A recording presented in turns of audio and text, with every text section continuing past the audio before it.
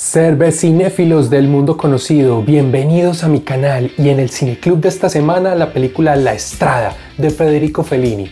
Una de sus grandes obras, a pesar de ser de las primeras películas, logra recoger allí parte de su cosmos. En este video no tendremos todos los análisis ni todos los comentarios de los participantes, pero recojo acá los principales aspectos que hacen de esta película una de las más importantes en la historia del cine. ¡Vamos allá! Una película de 1954 en esa transición del neorrealismo italiano a lo que seguiría dentro de su filmografía. Y acá la fotografía tiene una mezcla de ambos mundos. Veamos. Muy buenas noches para todos, cervecinéfilos del mundo conocido. Bienvenidos a esta nueva sesión del Cineclub, Cine y Pola. Y esta semana nos tocaba un clásico. Y para este clásico, uno de los más grandes directores de la historia del cine, mucho nombre, mucha fama detrás de él, considerado uno de los genios de este arte y que gran cantidad de sus títulos, de sus películas, pues efectivamente son consideradas obras maestras del cine.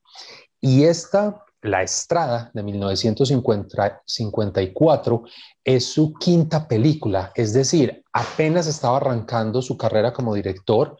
Recordemos que él había trabajado con los directores del neorrealismo italiano puros, de la mano de Rossellini, Visconti, que como asistente de dirección en algunos guiones colaboró. Él estaba impregnado de todo ese movimiento del neorrealismo italiano.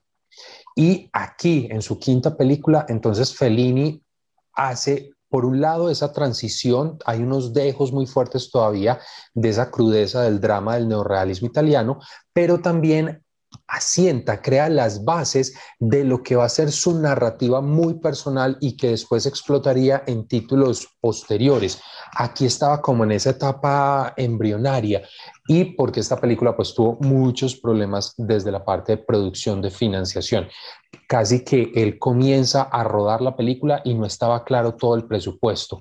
Lo que tenía claro es que la quería hacer, y con premiaciones también muy importantes. Se llevaría León de Oro en Venecia a mejor director, estaría nominado a otro par de premios en Venecia y se llevaría el Oscar a mejor película extranjera. También estuvo nominada a mejor fotografía, Oscar mejor fotografía, y otros, digamos, festivales a lo largo de Estados Unidos y Europa, pero digamos que esos dos son los premios que más se reconocen y que pues nada, es la primera película en ganarse el Oscar a película extranjera. O sea, fue este año cuando se abre esta categoría y esta fue la primera que se lo llevó.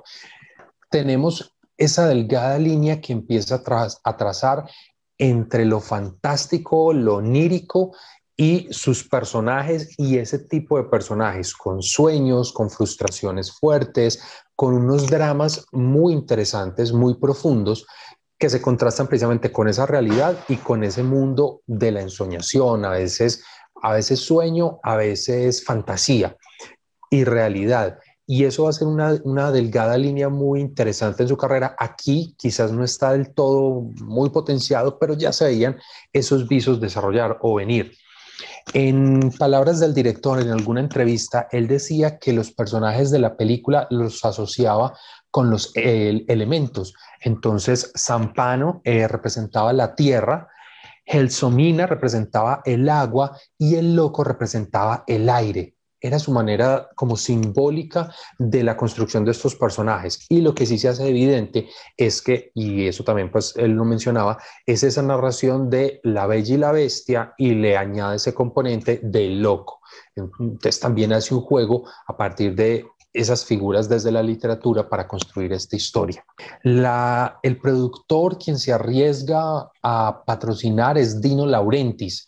Dino Laurentiis, no sé si les suena como nombre, pero este es uno de esos grandísimos productores. Aportó muchísimo al cine italiano, europeo y estadounidense en distintos momentos, con diferentes momentos. En Italia, pues fue el que le dio salida a Fellini, a Antonioni. O sea, produjo muchas películas. Luego estuvo en Francia, patrocinó, por ejemplo, pues, haciendo la producción, por ejemplo, de Pierrot le Fou, de Godard, y En Estados Unidos estuvo muy de la mano de lo que fue el movimiento de los 70, ese cine independiente. Entonces, digamos que estuvo en momentos muy claves de esas transiciones 60 y 70 para el cine, produciendo grandes títulos. En Estados Unidos, Serpico, o sea, películas que eran muy taquilleras, pero luego también con Sam Peckinpah y cine independiente. Un productor con una visión muy amplia y que para esta película, para La Estrada, le estaba poniendo muchos problemas a, a Federico Fellini. Inicialmente los actores, él no estaba convencido de ninguno de los dos, el proyecto se estaba retrasando porque la actriz sufrió un accidente antes de empezar, tuvo un esguince muy fuerte, entonces retrasó unas semanas, luego eso pues se junta con un rodaje de Anthony Quinn, entonces ya los calendarios se estaban alargando, en fin, un montón de situaciones alrededor por las cuales el productor no quería a sus actores, tenían la mira a otros, sin embargo se impone la visión del director y que mantener esa autonomía de la expresión. Es un elemento que es muy potente, pues no es gratuito esa nominación al Oscar en fotografía, pero sobre todo es porque logra dar esos cambios fuertes entre noche y día en cada uno de esos ambientes, matices que va acompañando evolución del personaje, de los personajes en sus dramas. Entonces tenemos unas noches muy oscuras, otras noches más cálidas, con tonalidades, fondos más claros, altos contrastes, por ejemplo, la noche de la tormenta en ese monasterio. En fin, eso hace que esa fotografía sea muy cuidada en ambos espacios. Y en el día, esa aridez, esos ambientes, bien sea en la nieve, algo más desértico, esos poblados, y que todavía se siente o recoge ese espíritu de lo que era el neorrealismo italiano, esa pobreza, esos escampados como en las afueras de las ciudades, muchas ruinas, mucha pobreza, una cámara que dejaba ver muy bien ese ambiente y el momento del circo, por ejemplo, todas esas telas desgarradas, todo eso que estaba incluido dentro de esas composiciones, pues nos permitía o nos daba esa idea precisamente de entender las situaciones que estaban viviendo, los límites. Cuando llegan hacia el final a la playa, ese conocer el mar y que se convierte también como en un giro ahí otra vez del drama, de la pesadez que tenía que vivir esta mujer, pues claro, es lo interesante de esos contrastes, mucha iluminación, alto contraste, el rubio del cabello de ella contrastado con ese negro del pelo de él y que constantemente, según esos fondos, pues nos hacían destacarlos mucho, siempre había una presencia muy, muy fuerte de los personajes, entonces la fotografía muy, muy bien cuidada. La estructura sonora y la música que acompaña a los personajes es simplemente maravillosa. Veamos. De una composición, una estructura sonora fantástica. Aquí el compositor es Nino Rota. Nino Rota es otro grandísimo compositor. Él, pues acompañó muchas películas de Fellini, entre ellas Ocho y Medio, que es esa gran obra maestra, y hizo, por ejemplo, la música del Padrino. Entonces, digamos que Nino Rota tenía muy claro como ese drama, es una melodía, unas tonadas que no solo es acompañar el drama de situación del momento, sino como la construcción de un sentimiento en el espectador. Cuando uno escucha estas tonadas por fuera de la película, como que arrastra inmediatamente estas sensaciones. Es muy interesante el trabajo de Nino Rota. Las actuaciones como tal. Entonces tenemos a un Anthony Quinn en el papel protagónico. Él es de origen mexicano, se había creado en Estados Unidos, ya tenía un renombre en Hollywood. Él no conocía la obra de Federico Fellini, fue en un viaje con Grace Kelly, eh, sí, es Grace Kelly, y el esposo, Roberto Rossellini, el director italiano, que se sientan a ver en un almuerzo cualquiera. Ya le había hecho la propuesta a Federico Fellini y él no estaba muy convencido. Le pregunta. Ingrid Bergman. Ingrid Bergman, ok, gracias. Se sienta a ver la película con ellos y que era la película, dos películas antes, su tercera película, que lo sorprende y acepta hacer este papel. empieza a hacer un trabajo, como decía ahora, contra reloj, entonces se le cruzaron dos rodajes, en la mañana hacía uno y en la tarde otro, eso desgasta pues mucho a un actor, pero lo que quería Federico Fellini sobre todo era, uno, esa corporalidad, ese tipo alto, fornido, eh, como medio sucio, sí, muy tosco, entonces una presencia física muy clara y que pudiera transmitir precisamente como la desolación que va a acompañar a este personaje. Detrás de esa rudeza lo que está escondiendo. Y pues en palabras de Fellini, este actor era el que mejor podía darle la talla, por eso lo pidió y, bueno, y lo trabajó con él. Creo que se cumple a cabalidad esa intención. Por el otro lado estaría Giulietta Massina. Massina era la esposa de Federico Fellini. Y entonces inicialmente en eso de tira y afloje de quién iba a ser la actriz, pues siempre se decía, claro, es que como es tu esposa, la quieres favorecer, trabajar juntos, pero no, el argumento de Fellini iba mucho más allá. Él, de las cosas que empieza a trabajar con esta película es alejarse, implementar un tipo de belleza diferente al estereotipo ya impuesto dentro de Hollywood y obviamente el cine italiano también, la rubia, voluptuosa, muy pulida y que la ponían en desgracia, la podían maquillar pues para esos roles dramáticos, pero era una belleza, digamos, en esos estándares. Él no quería ese tipo de belleza, él quería otra donde la belleza fuera realmente se sintiera desde el corazón, desde lo que era la esencia de ese femenino y no tanto desde lo físico.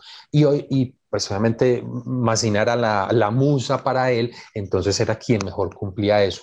Luego de ver la película, la crítica puso en un pedestal a Julieta. Simplemente fantástico. Por un lado, recordar esos ciertos tonos del Chaplin, del Charlotte de Chaplin, perdón, esa idea de no hablar mucho, ella hablaba, pero pues era más silente, todo era como esa expresividad del rostro, un rostro impresionante para transmitir y pasar de un segundo a otro de una alegría a un dolor, a una tristeza, unos cambios brutales. Ese caminar como menudito, ella muy pequeñita, entonces, y no era necesariamente la mujer fea, pues más allá de que esté loco, le diga cara de alcachofa, pues realmente no es que fuera una mujer fea, pero se entiende que no estaba en ese prototipo y sí logra transmitir esa candidez, esa dulzura, esa ternura y ese dolor, que ya nos vamos a meter un poco en esa temática. Y el tercer personaje, pues que sería el de Richard Basehart, el loco, este otro que acompaña la historia en unos momentos puntuales, también lo destaca mucho la crítica, precisamente, pues uno es el contrapunteo, ¿sí? Entonces teníamos la bestia, la bella y el loco, aire, etéreo, esa risa, ese constante salir con la picardía, con el humor y ese final trágico. Entre los tres, las actuaciones son muy potentes. Yo pienso que es una película donde uno sí puede decir, por lo menos en mi experiencia, lo que yo viví con la película, nunca vi actores, nunca vi como esa falsedad o ese retoque de algo. Siempre estuve metido, muy metido en el drama de cada uno.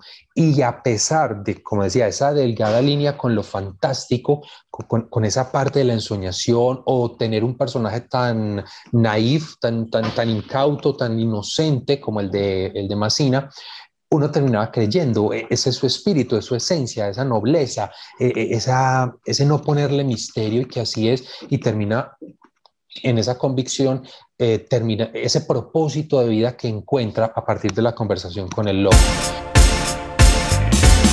Y por supuesto, la historia, este mundo creado por Federico Fellini. Veamos en este análisis lo que desarrolla el director a través de los personajes.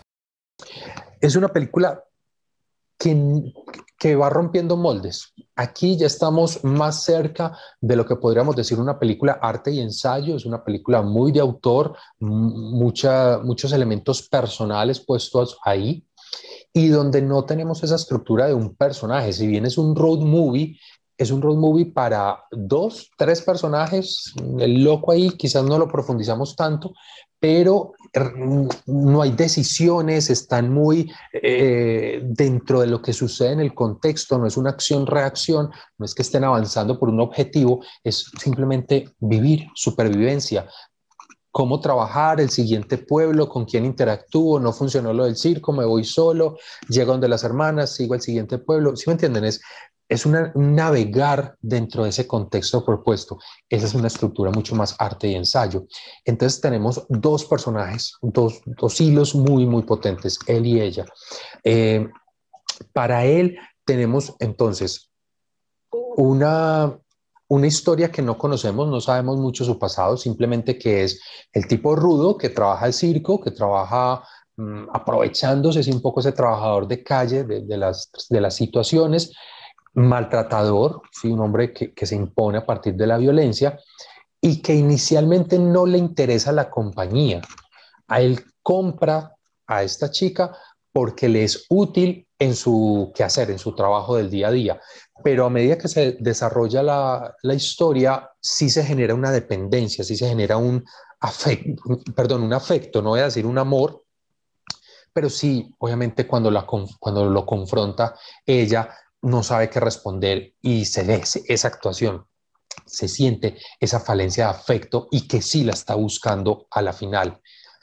Y por el otro lado, la historia de ella, que es anclada desde ese neorrealismo italiano, la dureza, la tristeza, el hambre, familias grandes, donde una oportunidad podía ser la única, entonces aprovéchela, es vendida y esa personalidad tan única de, como decía, lo inocente, lo cándida, lo fácil que se cree todo y el sueño de ser artista vivir pues en ese carromato, soportarlo, hasta llegar a ese diálogo con el loco y encontrar su propósito. Entonces, es a partir de ahí que ella como que toma un viro, toma una convicción, entiende entiende lo que está viviendo en sí y pues nada, ya la resolución final. Y ese tercer personaje que tiene pues unas acciones muy puntuales para dinamizar la historia de él, pero que también es el que me permite, pues permite al director poner la voz de la enseñanza, la sabiduría, la reflexión a partir de esos diálogos y esas confrontaciones de lo que es la vida, lo que son los sueños, lo que es ser artista. ¿Sí? Todo eso está implícito en unos diálogos con él. Entonces es esa gran sabiduría, el loco pues a partir de en la voz del alter ego, lo que veíamos con el director, esta construcción, pues se vuelve muy, muy interesante en este personaje. Y entre los tres, pues crearnos un drama. Esa idea de alejarse del tono documental del neorrealismo para meterle esa parte fantástica que, como decía, son las bases de estructuras muy claras en Fellini, son el circo, casi que en todas las películas de Fellini está la presencia del circo y es ese espacio, había una afición, un amor personal muy fuerte por el circo, lo deja ver ahí, 8 y medio es como la gran explosión de ese concepto y en esta película es la supervivencia, la derrota en ese contexto del circo, estar presente, esa delgada línea entre qué es el sueño, qué es ser un artista y la derrota y la supervivencia. Y nunca vemos realmente como que son personas que nos dicen viven con convicción, viven alegres en su ley, pero uno no las siente alegres, las siente siempre como en desventaja ante esas situaciones. Y entonces ese es un componente muy importante. Dos, ese personaje como el loco, esa manera de introducir las reflexiones, poner esas voces en unos personajes y unos diálogos puntuales, eso también lo iría a repetir después en La Dolce Vita, en 8 y medio, en Amcourt, tiene siempre esa estructura de un personaje que es como ¡pam!, el que pone el dedo en la reflexión de una manera evidente, no tan críptica, porque recordemos ahí un poco historia, que eso fue lo que pasa con el cine francés, con la nueva ola, desde la segunda oleada o el segundo momento de la nueva ola, que ya se vuelve demasiado críptico. Entonces, para el espectador era difícil tratar de entender, bueno, ¿y este director qué me quería decir o para dónde va toda esta historia? Mientras que acá en Italia sí fue mucho más claro, sí lo mantuvieron como aterrizado a través de personajes. Aquí no hay tanto la recreación del sueño, que eso sí lo va a hacer posterior, pero sí se deja ver esa idea de que sueño, que tanto en lo sueño literal de me duermo y ya tengo un sueño, a el sueño de la idealización, hacia dónde quiero. Y en esa búsqueda de hacia dónde quiero, es quizás una de las películas más dramáticas porque pues de Fellini, porque precisamente nos deja ver es en la derrota. Ningún personaje tiene realmente un éxito, una alegría, un punto de conquista. Y esto es muy atado al contexto histórico. Es que todavía estamos muy cerquita del neorrealismo italiano. Eso estaba muy vivo todavía. Y precisamente porque el contexto real, pues todavía estaba muy álgido. O sea, no teníamos todavía una Italia que se hubiera posicionado de nuevo. Entonces, hace parte de esa magia, esa esencia de recrear quizás ese no futuro, esa expectativa de que mi sueño mayor es bailar, pero ni siquiera bailar dónde, cómo, con quién. Son unas cosas etéreas, simplemente como de dientes para afuera, pero que no tenían la convicción suficiente y que incluso sin verlo, sin mostrarlo, la muerte, lo siento chicas, la muerte de ella termina siendo muy dramática, muy fuerte. ¿Sí? La incapacidad de expresar afectos o de expresar sentimientos, eso también lo va a tener Fellini desarrollado con personajes en otras películas. Eso es, digamos, siempre como un contrapunteo de naturaleza humana. Siempre tenemos las personas que son muy abiertas, muy expresivas y quienes son muy introvertidos. Pero más allá de eso es qué pasa con esa introversión, qué es lo que se pierde o qué es o cómo termina generando unas corazas que aíslan de ese exterior. Y aquí tenemos un personaje totalmente encerrado en su rabia, frustraciones, sí, un tipo rudo sin sentido. Entonces es muy interesante esa incapacidad. Y por el otro lado, el parte del drama que acompaña a Massina, pues, el nombre de ella, que es también rarito, Helsomina, es que tiene un sueño o tiene una aspiración de mejorar su estado de vida, pero tampoco una convicción para lograrlo. Si el otro le dice, no, acuéstese y tiene que comer esos fideos aguados, bueno, sí, o sea, tuvo dos, tres oportunidades de irse de su lado y no se va. Antes de encontrar su propósito, no se va. ¿Por qué? Por la sumisión, porque sí, muy bueno soñar, pero tampoco tengo las herramientas o la convicción, la fortaleza para construir esa salida. Entonces eso también habla de esa derrota, esa mirada que es dramática, es una película con todo ese componente, ese tinte. Y que a manera de cierre para los personajes, realmente ninguno cumple su sueño. O sea, independiente de cuál haya sido el camino que hayan escogido, ninguno lo cumple. Entonces, claro, es el broche, es el cierre para ese drama de todos. En conclusión, es una película que uno de los puntos más altos de toda la filmografía de Federico Fellini, que a pesar de ser uno de sus primeros títulos, logra recoger muy bien su esencia, lo que él quería transmitir a través de este drama. Es un guión escrito más o menos pues entre tres personas, seis manos. Eh, Logra transmitir muy bien su idea y que a pesar de las limitantes, que eso son cosas por fuera de la película, de presupuesto, de los conflictos pues, de tiempos, cronogramas y demás, no se siente, es decir, una película que está reflejando pobreza, está en ese contexto de Italia del momento, está con unos personajes con una indumentaria muy bien construida, sus maquillajes, ese rostro de Massina es bellísimo, esa versatilidad de sorpresa, abrir esos ojotes, cambiar, en fin. Mm, cada uno de esos componentes hace que, como decía, a pesar de ser una película reciente o de las jóvenes en su carrera, cumple muy bien, es una obra maestra y simplemente es un abrebocas para lo que desencadenaría las películas de Fellini, toda su filmografía. Ok, entonces un brindis, cervecita y cuéntenme ustedes cómo nos fue con la película. Lo primero que me sorprendió fue la juventud de Anthony Quinn. O sea, nunca lo había visto tan joven. O sea, de entrada cuando lo vi me sorprendió y fue como el primer punto ahí que anoté acá en mi libreta. Lo segundo es, tú ahorita mencionabas de que los tres actores hacían referencia a tierra, agua, fuego, algo así.